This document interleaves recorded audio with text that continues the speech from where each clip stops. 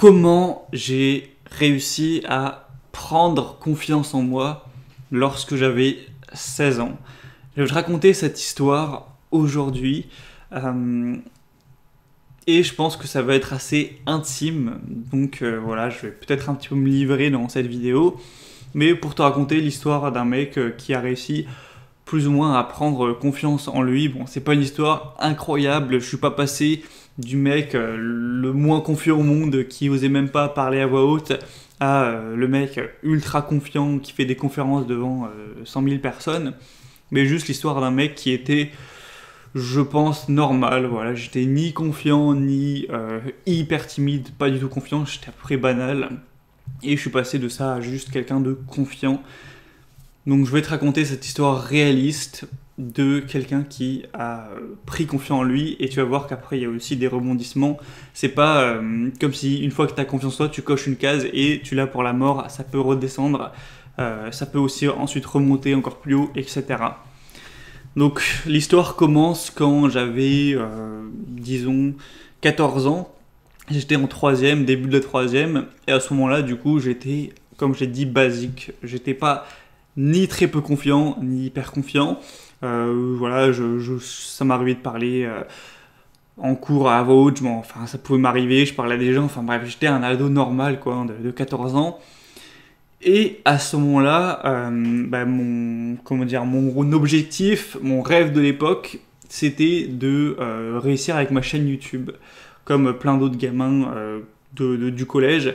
Donc c'était pas une chaîne YouTube qui parlait de philosophie, de développement personnel ou je sais pas quoi. C'était une chaîne YouTube qui parlait de sniper sur Call of Duty tout simplement, comme plein d'autres gamins en 2013, où tu jouais à Black Ops, tu jouais à Modern Warfare sur ta Xbox, sur ta PS3, tu faisais des vidéos de tes gameplays, tu montrais tes clips au sniper, tu avais fait une quad feed, etc.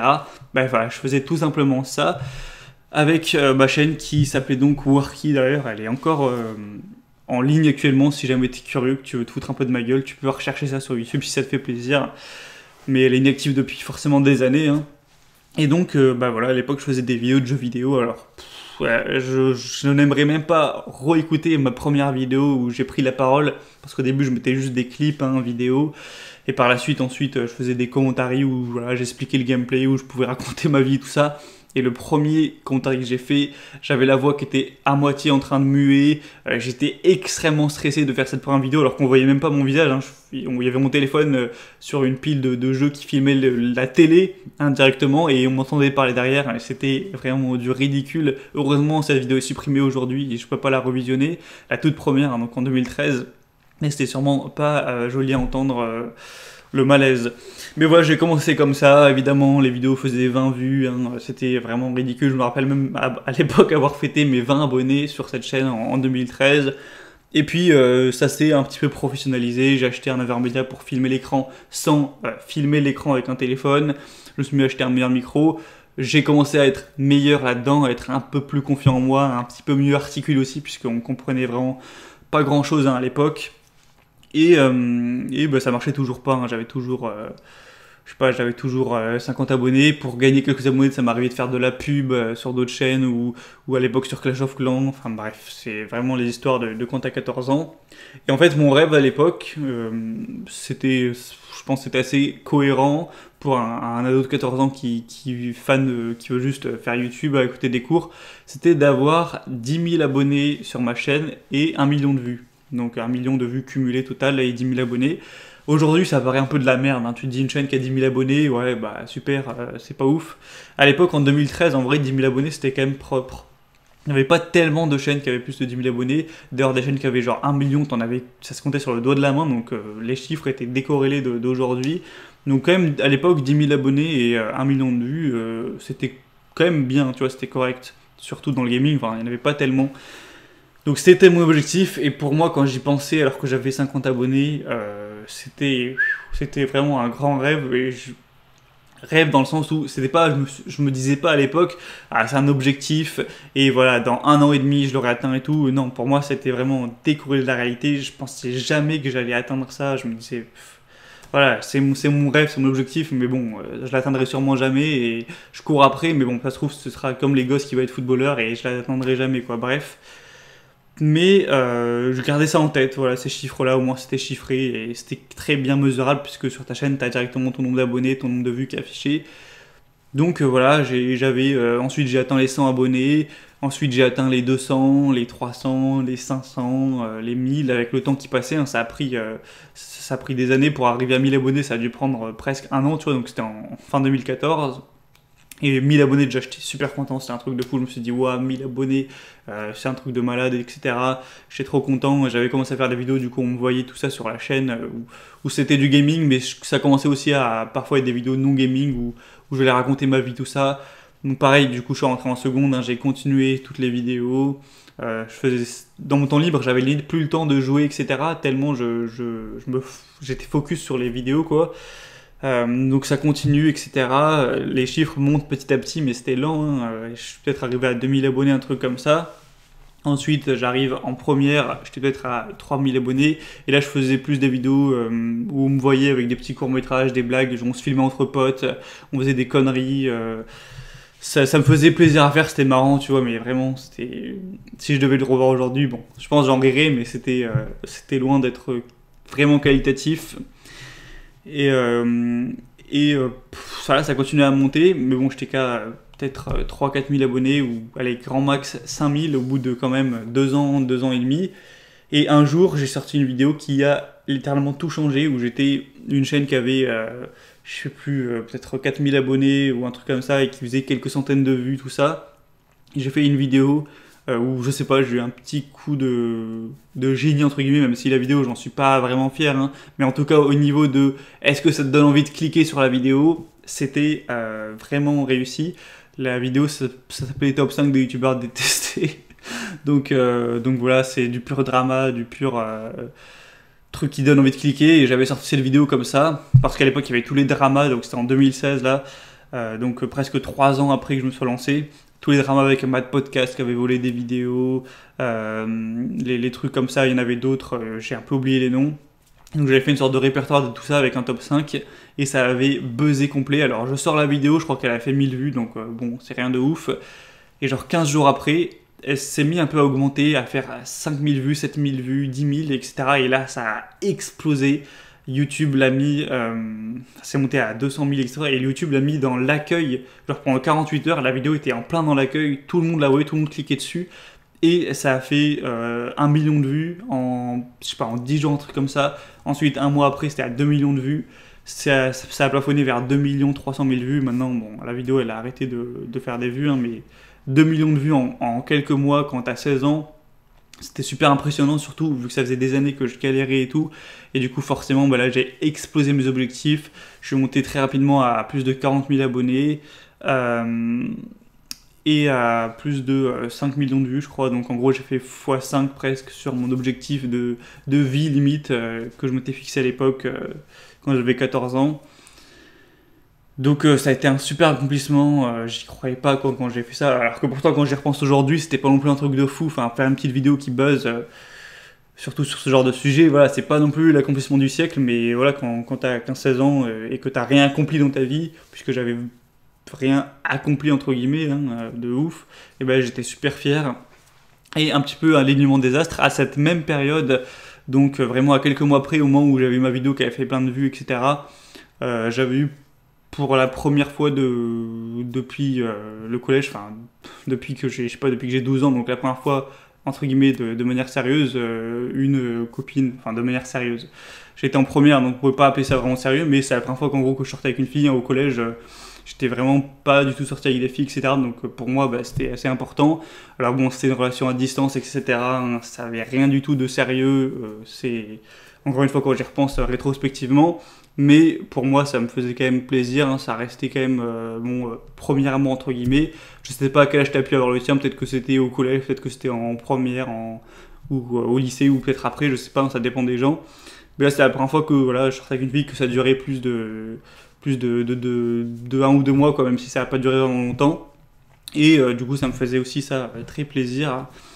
Et en fait, j'ai eu un peu cet alignement, enfin ce combo entre j'avais un peu réussi mon projet, donc mon objectif depuis quand même 2-3 ans. En plus, j'avais enfin une copine, ou en tout cas une fille qui s'intéressait à moi, c'était surtout ça, je pense.